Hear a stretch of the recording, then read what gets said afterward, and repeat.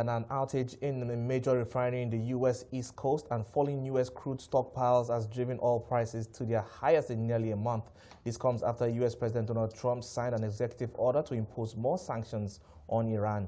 Joining me is Kola Karim, the chairman of Shoreline Group. He joins me from London to discuss the factors that could impact the global oil markets. Thank you for your time, Kola. Thank you. All right, I'd first like to look at... All right, Kola, I'd like first to look at some of the recent moves that have been, impacting the global oil prices. We're seeing on one hand new fires coming in from the U.S. We're seeing a refinery, going in flames there, and then new sanctions from the president, Donald Trump. I'd like to hear your thoughts on these two developments. I think the major development that's actually shaking the oil market is the latest sanctions on Iraq and the the Iranian regime by the United States government, actually coming out and putting sanctions on the leader and also the foreign minister, which is, if you're looking at discussing and talking, you're saying the door is open for peace, and you sanction the foreign minister of the country itself, who is going to be leading the engagement. So the reports coming out is really shaky for the market, but be that as it may, you will notice also the prices in the international market is not ratcheting up that much, and I'll tell you why. If you look at the WTI index, that's always maintained in the last 9 months, $9 to $10 gap between Brent and WTI. It is WTI that's actually firming up. What that is saying is production in the United States is inching up, in turn gaining price advantage over the international Brent basket. And that today, if you look at the pricing today, is shrunk to about $6.5, $7. That's a big advantage for the U.S. producers. In turn, not a good thing for other international producers by virtue of benchmarking with the Brent market vis-a-vis the WTI index. All right, then we're seeing that Iran is talking about the fact that this might kind of close up any chances of diplomacy going forward. Your thoughts on this? Look, the Iranians have been very resolute in their position, and their disposition has always been, we have an agreement that was signed by all the parties, that is Russia, China, the European Union, and the United States. You, as the U.S. government today, have come up and torn up that agreement, saying you do not want to be part of it. So the Iranians have been clear, we are standing by the agreement we signed, and that is what they're working on before we got to where we got to today.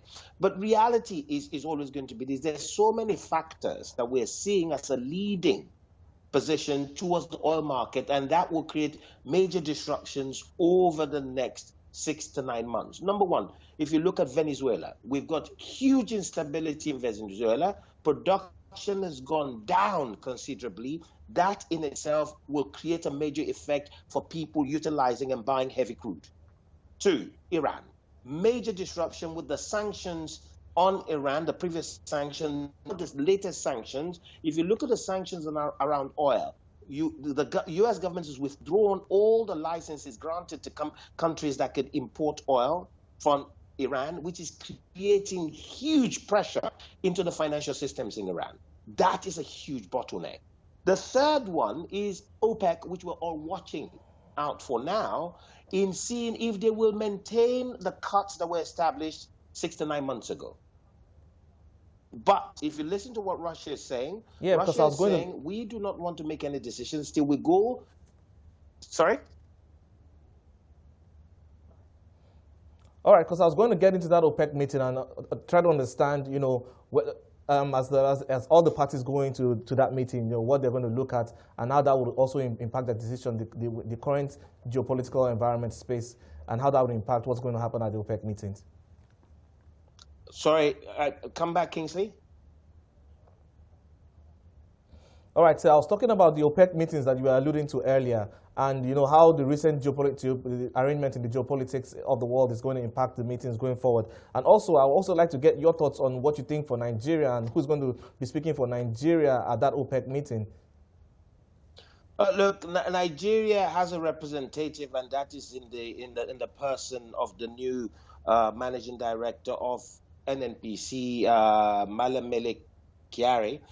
He's always been the representation there, representing Nigeria, and since he's now taking over the role as the new managing director, group managing director of NNPC, that representation will continue. So there's continuity there when Nigeria is concerned. But this OPEC meeting is going to be a very interesting one. To focus. One, how do you balance a market that's been very disruptive with the American a forceful position where there's geopolitics being played with oil? The OPEC cartel needs to keep the cuts and maintain the cuts. But if the Russians, who have a critical role to play, and also they have their own internal financial situation in Russia with their own sanctions, they need to try and maintain a balance by trying to encourage and keep the price at a stable position. And that is why the Russians are saying, we want to have a discussions at the G20 meeting, side discussion with Saudi Arabia, before we make a commitment to maintaining the cuts proposal or not.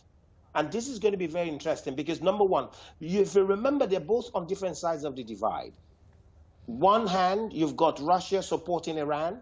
On the other hand, America's support is for Saudi Arabia. So we're all sitting on the sidelines looking at this OPEC meeting. It will be one interesting one. But what is important is for Nigeria. Nigeria needs to see today that we as a country, we need to do two critical things. Nigeria needs to focus and redouble its efforts in replacing its reserves and increasing its own production. So that way, if there is a price drop, we could continue to maintain the level of income that Nigeria enjoys. Two, Nigeria also needs to see today that the focus has got to now be on increasing our investment in the gas sector. The 7-point gas agenda is there, but that focus has got to be there.